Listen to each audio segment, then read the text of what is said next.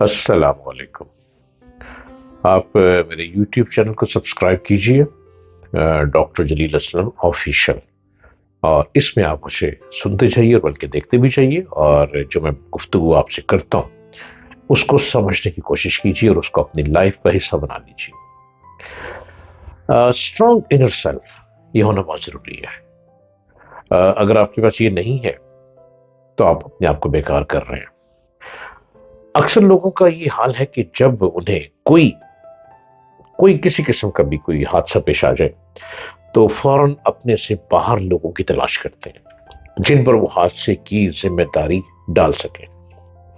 اگر کوئی پرابلم آ گئی، راستے میں کوئی ایکسیڈنٹ ہو گیا، کچھ مسئلہ ہو گیا، تو وہ دوسروں پہ الزام ڈالنے کی کوشش کرتے ہیں، مگر موجودہ دنیا میں ایسی کوشش بے فائدہ ہے۔ یہاں حادثات سے وہ شخص بچ سکتا ہے جو اپنے آپ کو قابو میں رکھے۔ جو شخص خود بے قابو ہو جائے وہ حادثے کا شکار ہوگا۔ آپ کیسے بے قابو ہوتے ہیں؟ آپ ڈرائیو کر رہے ہیں، دیکھ کہیں اور رہے ہیں، گاڑی ٹھک جائے گی۔ آپ روڈ پہ چل رہے ہیں، دیکھ کہیں اور رہے ہیں، نہر میں گر جائیں گے۔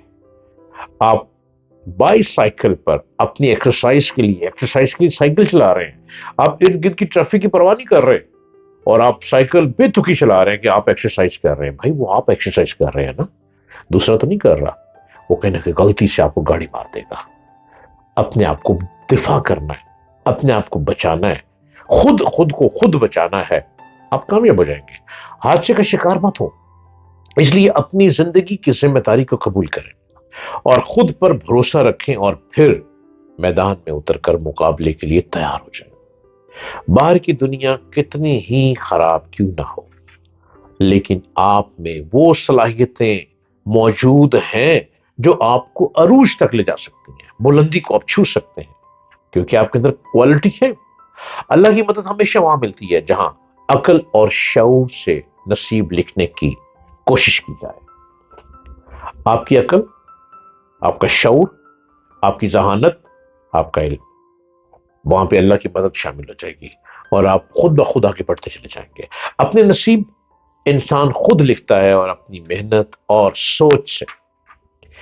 اب من و سلوہ کا دور نہیں ہے، زندگی میں گرم سرد ہواؤں سے ٹکرانا پڑتا ہے، اور اللہ کے انوار و تجلیات سے آپ کو صرف مثبت سوچ سے ہی مل سکتی ہے، پازیٹیوٹی سے مل سکتی ہے۔ اپنی زندگی کی ڈکشنری سے مایوسی کے لفظ کو نکال دیں۔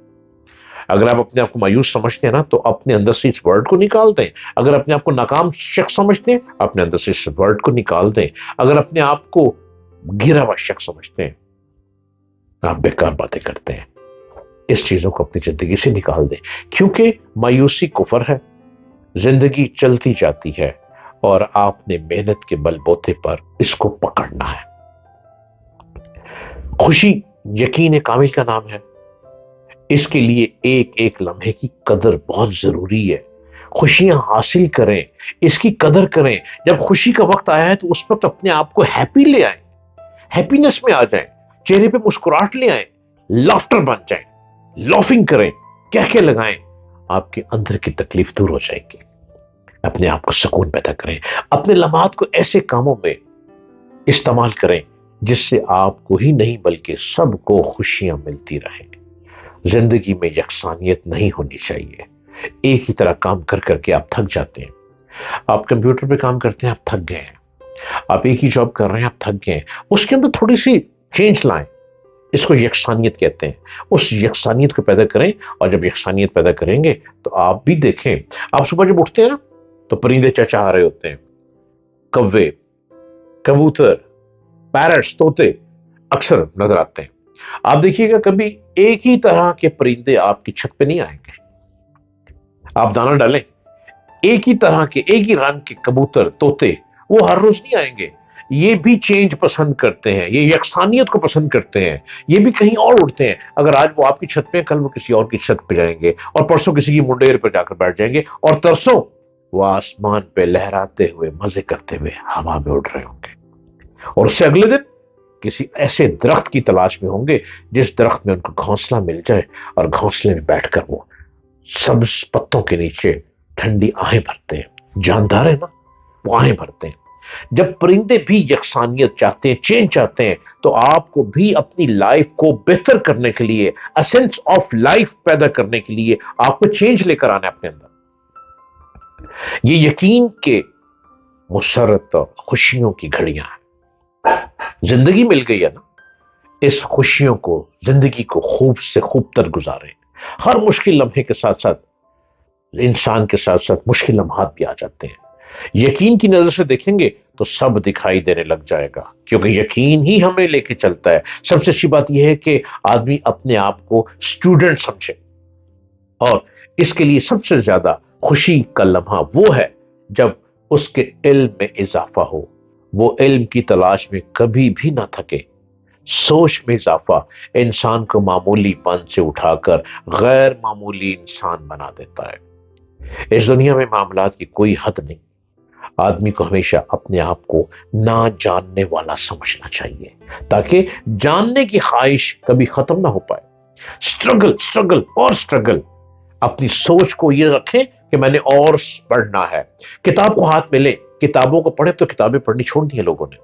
جب سے کتاب پڑھنی چھوڑ دی ہے تب سے ادب بھی ختم ہو گیا. کتابیں ادب سکھاتی ہیں، کتابیں گفتگو کا انداز سکھاتی ہیں، کتابیں لفظوں کی ادائیگی سکھاتی ہیں، کتابیں ایک دوسرے سے تعلقات کو بہتر کرنے کا رنگ سکھاتی ہیں.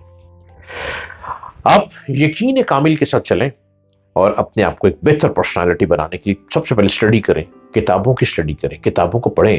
بڑے بڑے اچھے فلاسفر کو پڑھیں، بہت اچھے اچھے رائٹر کو پڑھیں. اور پڑھنے کے لیے یہ ضروری نہیں ہے کہ وہ آپ ہی کے مذہب دھرم سے ہی تعلق رکھتا ہو. نو، نالج لینا ہے. نالج لینے کے لیے چاہے آپ کو چین جانا پڑے، نالج لینا ہے. نالج لینے کے لیے چاہے آپ کو جاپان جانا پڑے. نالج لینا ہے. نالج لینے کے لیے چاہے آپ کو امریکن بکس پڑھنی پڑے، برٹش بکس پڑھنی پڑے، آپ کو کچھ بھی پڑھنا پڑے، نالج لینا ہے نا.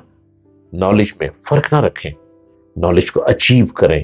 جب اچھی اچیومنٹ ہوگی آپ اچھا گرو کریں گے. جب اچھا گرو کریں گے تو مال کی بارش ہوتی چلی جائے گی.